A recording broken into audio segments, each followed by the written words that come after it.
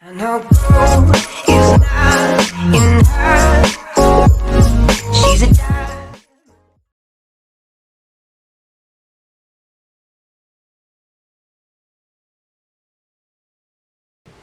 So I had to go to this communal toilet, and my eyes were green, bright emerald green, and it was frightening. I mean, completely frightening. So I had all the thoughts running through my head. What am I going to do? I need to see these people. I need to memorize their face. I need to see all the people that I cherish and that I love. And phone them up, get them all around so I can have one last look, so I had a memory that I could sort of gear myself up for the rest of my life being blind.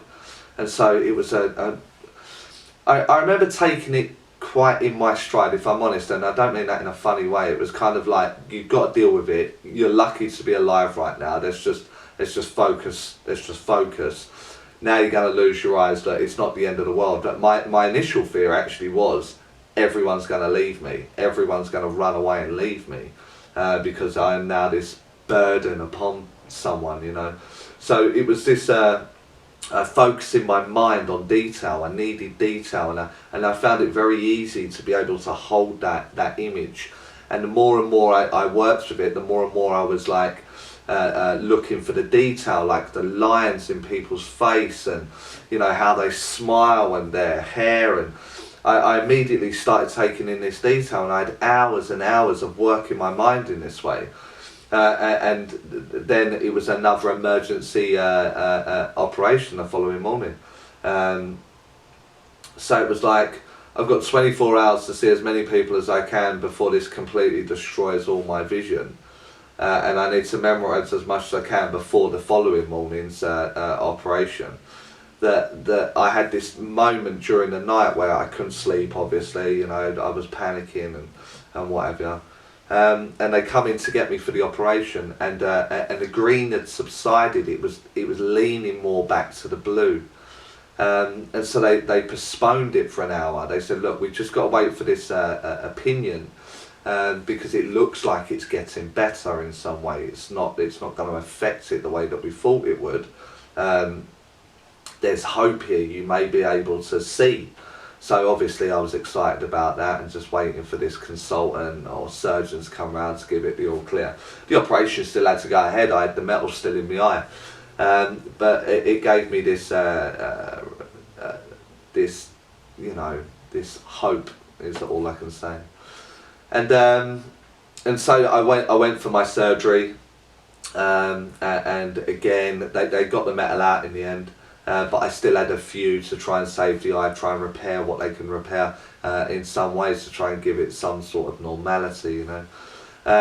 But in the end, I had to fill it with a silicone, and this silicone takes weeks. I mean, weeks and weeks to dry. So I didn't know that the eye has no blood in it. I didn't know that. And so it wasn't getting the healing properties that you would, like if I'd cut my arm, because the blood circulation and the oxygen that moves the blood around gives it this healing property. You don't have that in your eye. And so so it meant I had to lay flat on my back for something like I think it was 12 or 16. It was 12 or 16 weeks. I can't remember. But that's a long time to be laying on your back, and I was allowed like 2-minute toilet breaks during each day. Required physio because my body stopped working, and gravity had stopped doing its job in the body. My kidneys were killing me, and my back, and you know, I felt like I was dying. Honestly, I felt like I was dying because I just couldn't move. I had to look at this little square on the ceiling just above me for 12 to 16 weeks. So that gave me one thing, my own company. I couldn't even watch telly, you know, like the telly's in the hospital I was staying was on an arm that come out, and so I couldn't lay down and watch it. It didn't tilt in that way, so I could maybe listen to it, but I had no visual aid whatsoever. There was just nothing that I could do except look at this square on the ceiling. So it gave me one choice but to go in. I had to look in, and so I started again. I was really angry with my God at that point. You know, like I had no knowledge. I need to lay that out right now as well. I didn't. God wouldn't have took my 18-year-old sister. God wouldn't have that thing where all these tragedies happen all around the world. You know, what kind of God is that? Where all this bad happens all of the time. So for me, there was no God. I was very skeptical, very black and white, very logical in my approach. And here I am, and I've survived again. Some major trauma, you know, like some of the things in the past where I've had horrendous car accidents that I've escaped unscathed, or fighting, or being held at knife point, and you know, I mean, some real crazy stories in amongst all of that. And here I have this next crazy episode, and here I find myself talking to someone that I don't even believe in. You know, I've got no evidence of, or nothing like that. And so I think I was growing in consciousness rather than as a man, or it was just in the mind I started to grow. I had this terrible hatred for a God, for all the bad that he had been dealt. So I had a bit of this chip on my shoulder, you know, and so it was a bit of an issue going through, especially through my development, having this chip. So it was challenging, having this conversation inside, talking to yourself and trying to work out what's the world's about and what's going on and where's my life going, you know. Crazy. Anyway, I got out either 12 or 16 weeks later. As I said, I can't remember now the details. And none of this talk is planned whatsoever. It's just off the cuff as it is. And I got home, and home felt a little bit weird. You know, I hadn't been there for a while, and I had kids running around, and by this time I didn't have a third one at that point. So it was still the two, and we'd got a dog and all that kind of stuff. Life was really in full flow there, and now it's just been held to a stop, you know.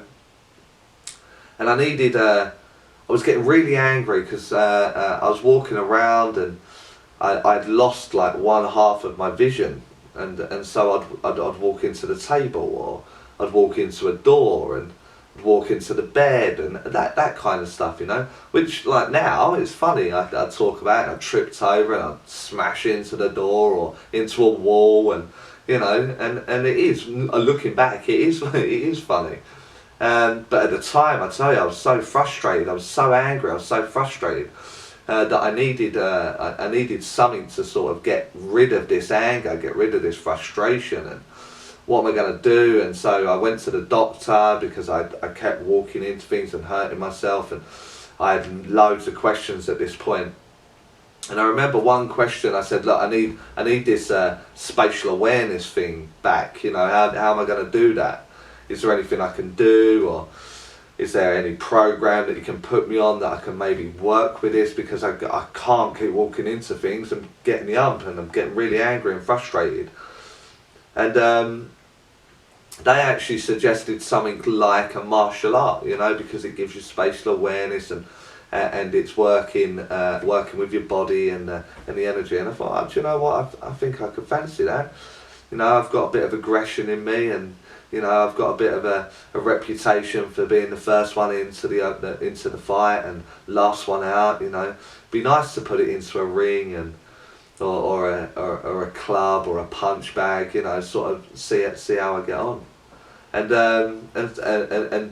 I've lost mates through violent acts, you know, like friends that have been stabbed, family that have been stabbed and murdered as well, and it seemed like a good point, you know, like I was still mingling with some people, still wasn't a goody two shoes, or. You know, I still needed money, and I'm trying to keep my head down in the job, and now I don't know if I've got my job, and we've got 2 kids to raise, and it was all taking over. It was all a little bit too much, you know, so I thought this would be a great idea, get into the ring and learn a martial art. For self-defense reasons, for spatial awareness, for fitness, you know, just everything. Ticks all the boxes. And I remember doing this for for I don't know, maybe a year or something like that. I was doing kickboxing and Aikido Jiu-Jitsu. And I was going through the gradings that as you do, you know, get in the ring and spar and fight to get your grades and all that kind of stuff. And you know, I loved it. I absolutely loved it. Fitness was the best I've ever been, and fight fit, fight cut. It was brilliant, and I had this spatial awareness, you know. And then my sensei one day lined 4 of us up, and he punched me right in the stomach. And I felt it, but it didn't hurt. And I thought, what on earth was that, you know? And the guy, 4 people behind me, he screamed out in pain, and like he said, like it had hit him in the chest. And so I was trying to work out how on earth did he do that. And he said it's like energy. Energy is like the water, and the water will flow, and you can move your energy. You can move it through objects and so on and so forth, you know, just to not lose anyone in that process there. So I started looking into that. I was like, what's that all about? And so as I'm working with this energy, and I'm looking through the energy, and I'm trying to move my energy, I remember sort of skipping past it. It was like I'd gone too far looking for this energy, or the movement of the energy. And I saw a lady, and I remember describing this lady. I remember describing her very clearly. And it was my sensei's mum. He said, it sounds like my mum. It's like, that's a little bit strange, Charlie, a little bit weird. And so with that, I then thought, oh, do you know what, I'll go along to a spiritual church. That's what I'll do. I'll go to a spiritual church, and see what all this is about. Done my Google, as you do. What a mistake that was. I mean, how many horror stories are on there? And I mean, how many people are on there that you don't know or don't understand, and they're telling you about possession and protection, and that the spirit world are there to hurt you, and they're going to damage you in some way if you're not sitting with people and lighting candles, and if you don't say prayers. And I was like, bloody hell, I don't want to know what that place is, you know. If it's all that to worry about, I could really do without that. And so I went along to the spiritual church, and like I thought from Google, you know, I thought they're a little bit weird, it's a little bit crazy going on there, you know, they're all nutters. Maybe they need to lay off the gear, maybe, or, you know, maybe do a little bit. I know gold is not enough.